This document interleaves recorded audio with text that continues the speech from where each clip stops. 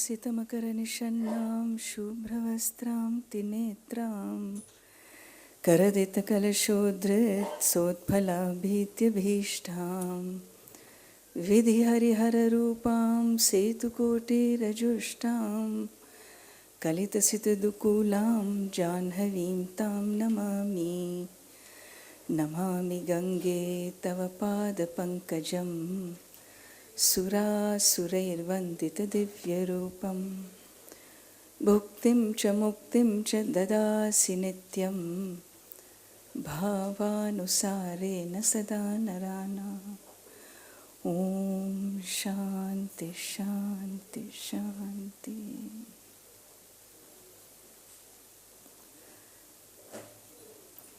Namaskar to you all.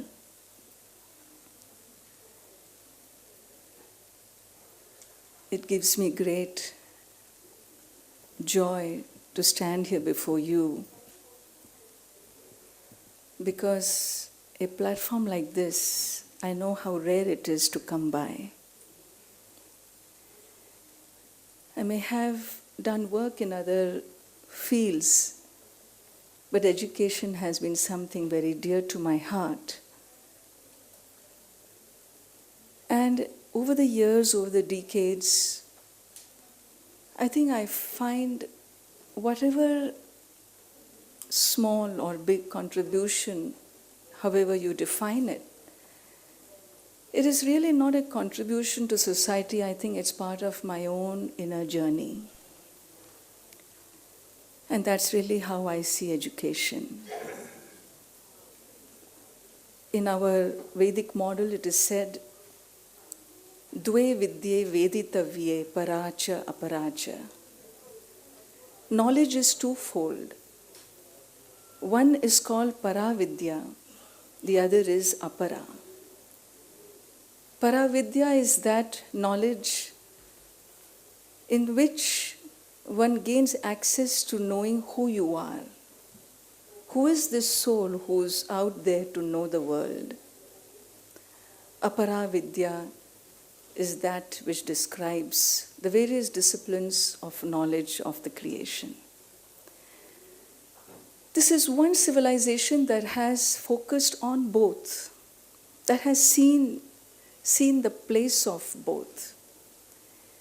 Knowledge was never declared as secular at any given time in our civilization.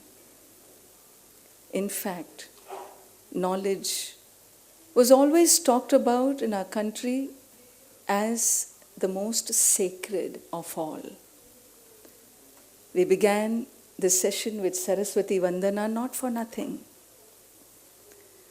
And to me, that Saraswati flows as Ganga's Swarupini Ma for all of us. The whole civilization, if there is two models of civilizations that declare success in human life, well, I would say, broadly speaking, one is that talks about human achievements, human success in terms of material accomplishments, material goals achieved.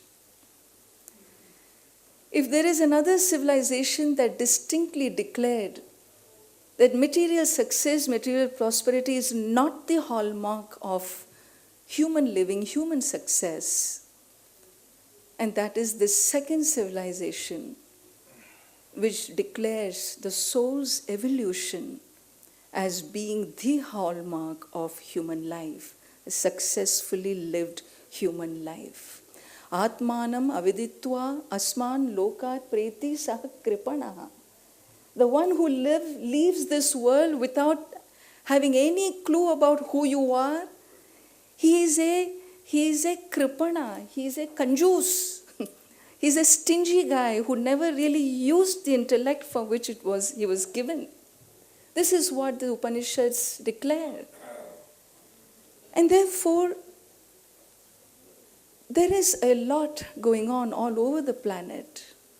Everyone is talking about crisis, the climate crisis, the economic crisis, the political crisis, the social crisis. I don't even understand half of these crises, what they all mean. The cultural crisis everywhere, not just in India. Crisis brings fear. Crisis grips your heart, suffocates you. I really would not like to call this a time of crisis. It is a time of great transformation. The whole planet is undergoing an evolutionary shift. We are undergoing a time of great transformation. There needs to be an awakening. It's not about just a change of a system that we are addressing here. It's a change of consciousness of the people involved. Human beings have states of consciousness. If I am driven by dissatisfaction, displeasure, greed, competition, if that is where my consciousness sits, yes, you're going to see an external manifestation in society, a society which has the killer instinct, highly competitive, highly aggressive. But if your state of consciousness abides in a place of peace, abides in a place of harmony, then what comes forth is nothing but embrace, compassion, love. And whatever system you pick up after that is going to be guided by these basic principles, which really is where every human heart belongs, is it not? This is a country. We are all Rishi Putras and Putris. These were not ordinary souls. These were souls who knew where their consciousness should sit, where should it belong. They were people who were inspired from the higher and brought to the ecology of the land a spirituality. In that spirituality, there was a owning up of their higher self, the infinite self. India today needs the spiritual ecology's reawakening. The Hindu ecology was the spiritual ecology. A reawakening, a realigning to that calls for certain insights, and the person who sits and pens these principles that have been given to us for centuries together. You cannot be someone who pens this down if the transformation process is not kicked in your own very life.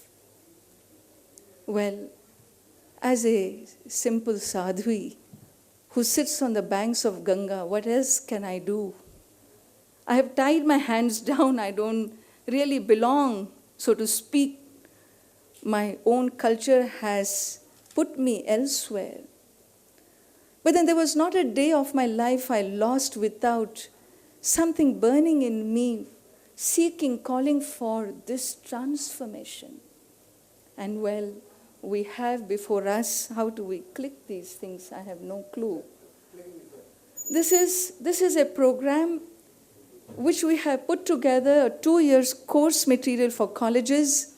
For me to receive the sacred heritage of my land, I need a process of self-purification. I need to be on track of self-evolution, and only then will I be able to absorb the higher principles of life. And so the first book is called Indian Ethos and Self-Transformation. The second book is called Introduction to Hindu Civilization. We have over the years, the next slide is a course material for over 2 decades. We designed this, it's 24 books, standard 1 to standard 12. I thought it was, when I wrote these books, I used to envision these books in every school system in India. I saw this in every family, not just Hindu family, any family that has born and brought up in this sacred land, who wishes to know about the indigenous civilization of this country. Well, these are a series of books that is going to give you a glimpse into it. It's 24 books. A sample is sitting behind in the hall. Please take a look at it. They are not just academic books. They are user-friendly books taught through playway method of instruction. Next. Well, my work has not stopped. Somehow, the world seems to be moving so fast that I was told, Amma, these books are not good enough. Even when we invite you, you carry suitcases of books wherever you go. This is not the way world has changed. You need to go digital.